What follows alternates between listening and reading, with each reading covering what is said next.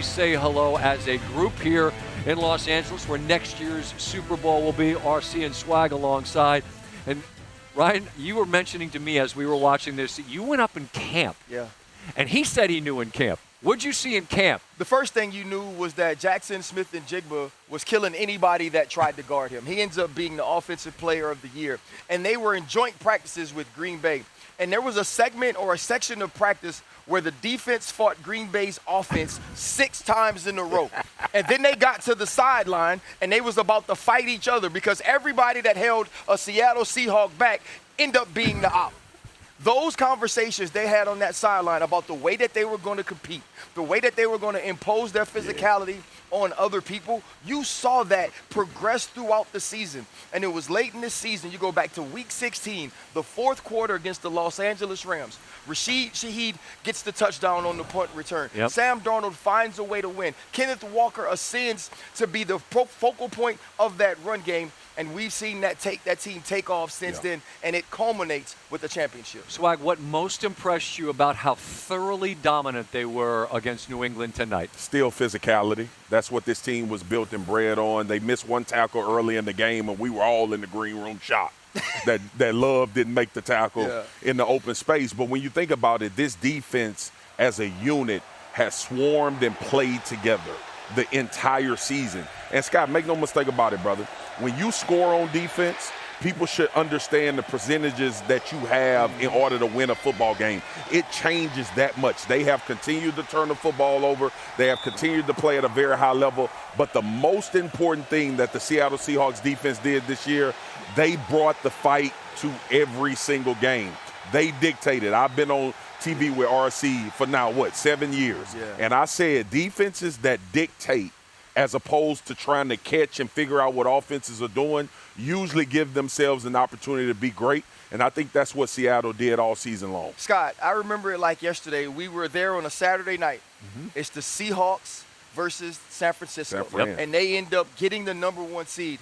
And I could tell that night we all felt that they could end up here. I think, how much have you seen this team grow from that moment to now? Because it felt like they knew they were supposed to win. And I'll be honest, I thought that their biggest hurdle was the team that was their biggest hurdle, and that's the Rams. Think about what Stafford and the Rams did. Stafford threw for 6 touchdowns and about 850 yards in 2 games at Seattle, and they didn't win either of them, which is not a knock on the Rams. It's credit to Seattle figuring out a way. But the fact that they got to be at home and the significance of them winning that game at home against on the road, I should say, against San Francisco, which meant the road went through the 12s and them up there. Does that game go different if it's in this building for the Rams? I don't know, but I do think they became who they thought they were from camp. And to your point, Scott, one thing that doesn't need to get lost is the job that John Snyder, this general manager, did. Like, you think about this team coming into the preseason. First, Sam Darnold is out of Minnesota because of 2 bad games, because he won 14 of them during that season. DeMarcus Lawrence is called over as a vet that has been highly productive. He'll join us later in the show. Leonard Williams did not start as a Seattle Seahawk.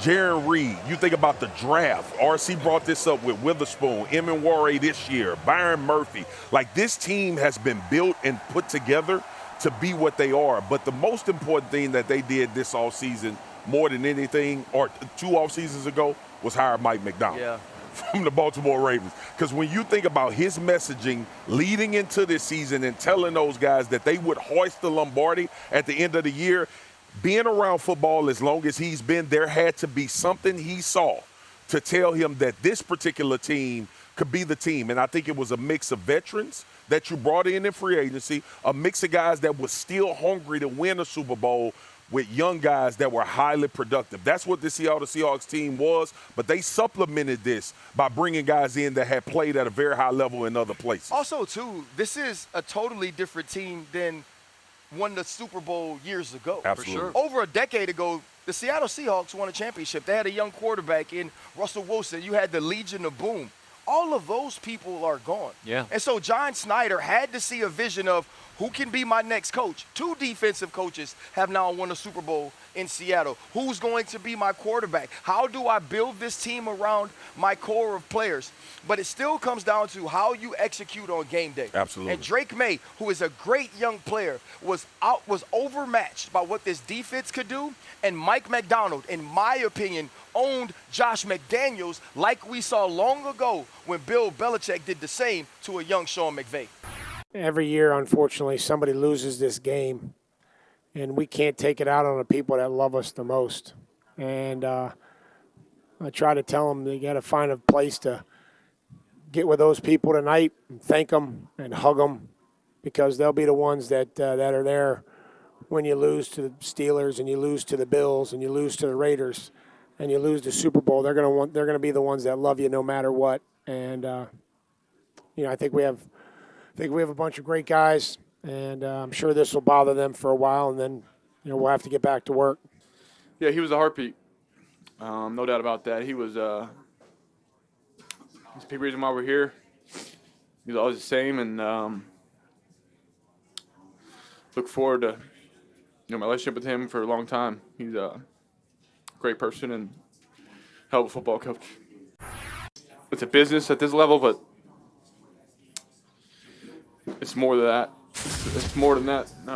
In a game like this, and I think that's about it. It's more than a business. There's people in there that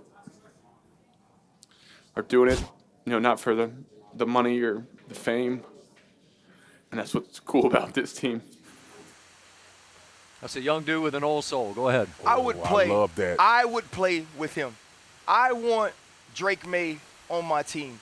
And I hope you never lose that. I hope Drake Maye never gets to a point where his feelings aren't broken after losing the biggest game he'll ever play in. I hope he never gets to a point where he can't recognize what everyone in that building from the top to the bottom does to help you win football games. To talk about his coach in that way and say how he's looking forward to the rest of what their relationship is going to be, to talk about the fact that they're not playing for money, you're not playing for fame. Like, that's what happens when you get to this point. Nobody ever thinks about losing the Super Bowl until you lose it. Yeah. If you're good enough to get there, you believe that you can win it, and it is heartbreaking. And he's only a second-year man and the second youngest quarterback ever to play. And to hear it, that kind of wisdom, man, that's heavy. And he did mention took an injection in his shoulder, and we point that out because there was a shoulder injury, and he's a quarterback. I'm sure plenty of other players did as well to be available for this game.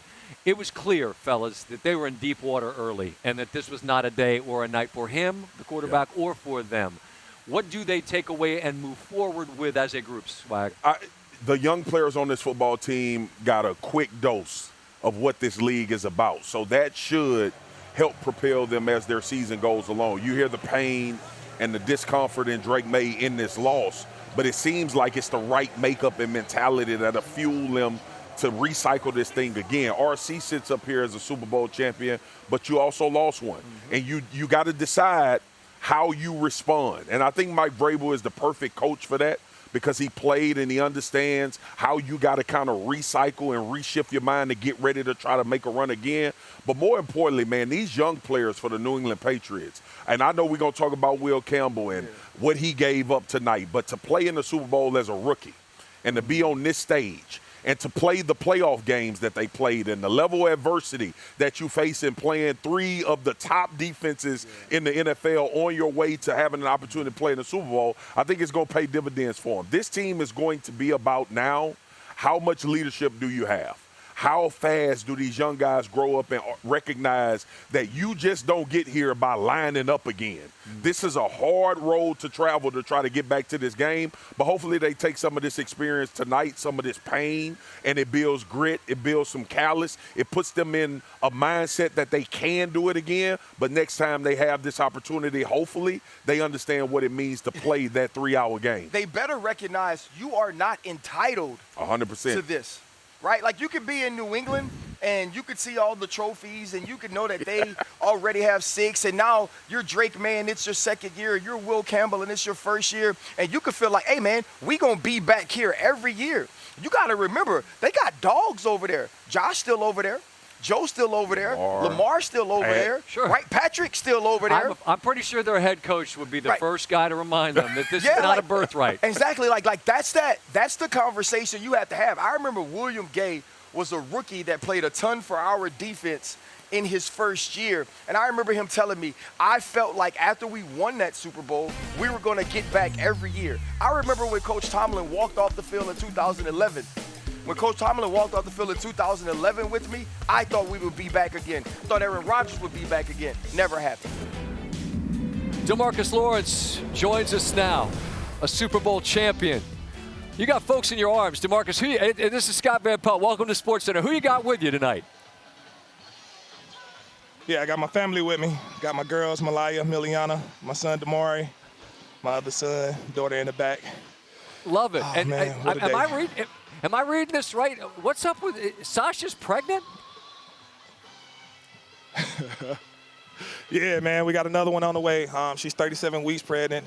You know, thank God, you know, she didn't deliver today, but yeah, we're expecting another one. Oh, well, that's obviously the greatest blessing in life, and we understand that.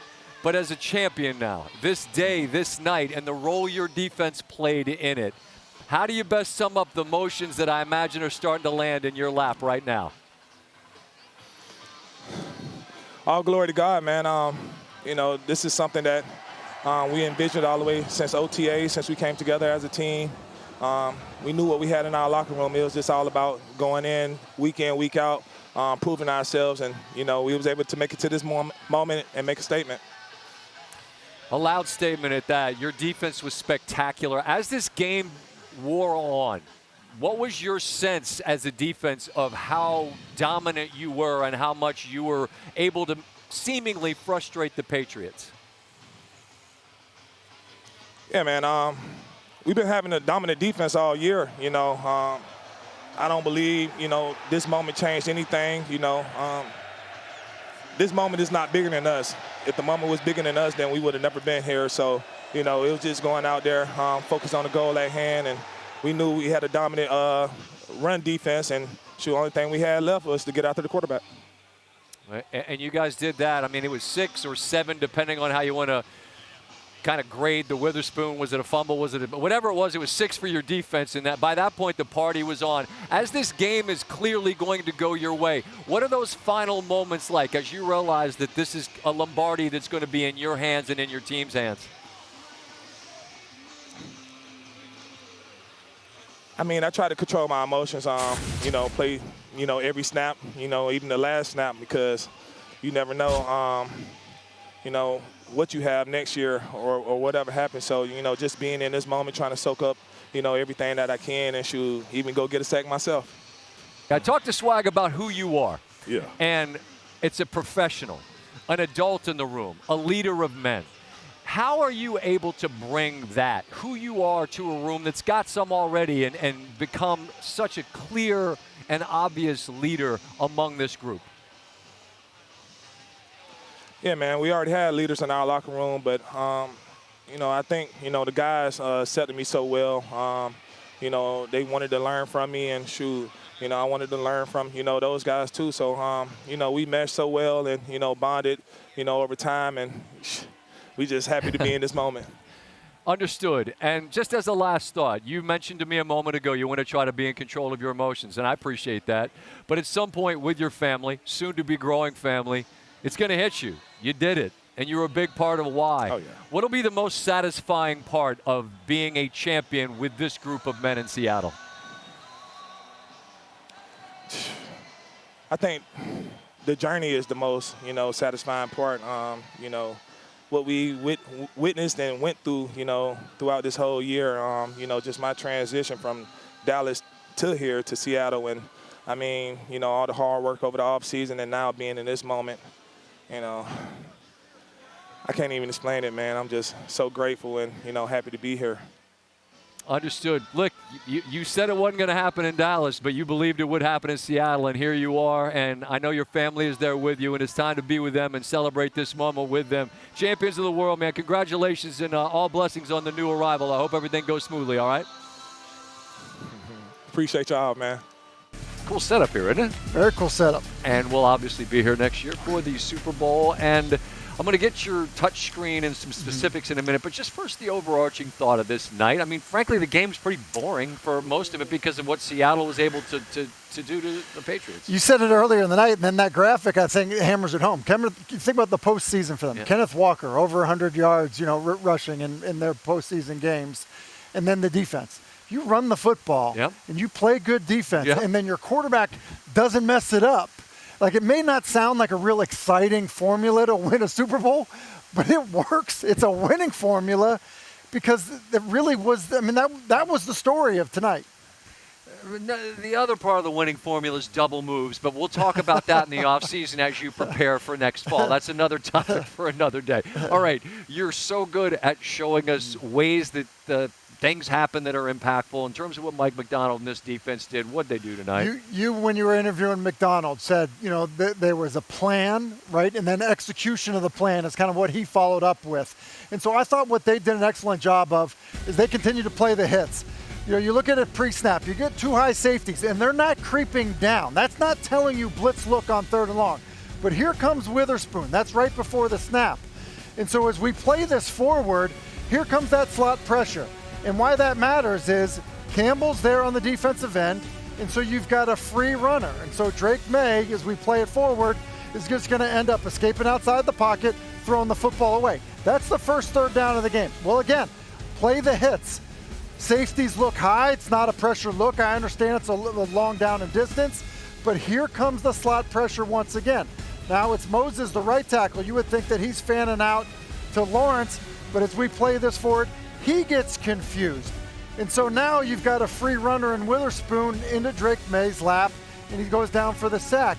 I think it's just a great example of having a game plan, putting it together, and then understanding that, wait, they don't have an answer for it. We're going to come back to it. And that doesn't typically happen in the NFL. Sometimes you think, oh, okay, they're going to be ready for it the next time. We're going to move to something else. Seattle didn't do that. Credit to Mike Macdonald for saying, look, you're going to have to prove to us that you have an answer for it. They didn't. Otherwise, you're going to get it all night long, which is what they did. I was scribbling down some notes about quarterbacks because this game so often is a night. Steve Young goes wild, 6 touchdowns. Yeah. Joe Montana had 5. And I look at the quarterbacks who had 4. Brady, Aikman, Doug Williams, Terry Bradshaw. Often it's quarterbacks going crazy. Sam Darnold did not do that tonight because he didn't have to. But he still does, I think, the hardest thing to do for a quarterback in this league, which is change the way he's seen. What did he show you that is different about who he has become as a quarterback? I think you have to understand this. A highly recruited kid coming out of high school, No goes doubt. to SC. Every quarterback is coming out of SC in that era. First-round draft pick, and then he absolutely fails. And everybody said he failed. Yeah. And to deal with that, to be able to fight back from that, I heard him talk about how really his parents continued to believe in him, which allowed him to believe in himself, to keep chasing it. That's the only, I don't know how else you can kind of fight through that when everyone is telling you, hey, you're not good enough to be a starter. His 5th team, because it didn't go from, Jets to Quick Stop in Minnesota to here. That's not what happened. The journey to this was quite frankly a brutal journey where he was fighting for his career to prove that he even belonged in the National Football League. That takes an incredible amount of belief in yourself, and then also just mental toughness. The other side of the ledger here is Drake Maye, who's had a different path, also taken 3rd, but has immediately gotten to this stage in his 2nd season. And we shared the emotion that I think struck the guys as being the kind of stuff that's a leader of men and impressive stuff. This was not his night. His shoulder was banged up. Just how much, we don't know.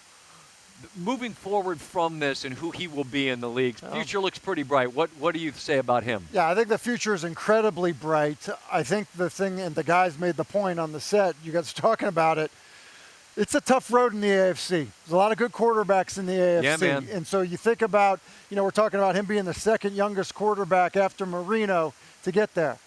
Well, Marino had a long career, didn't get to experience that again. And so, you just don't know. Some good fortune has to come your way with your team to get yourself to that point. I think what will be hard for Drake is that this was not his best night.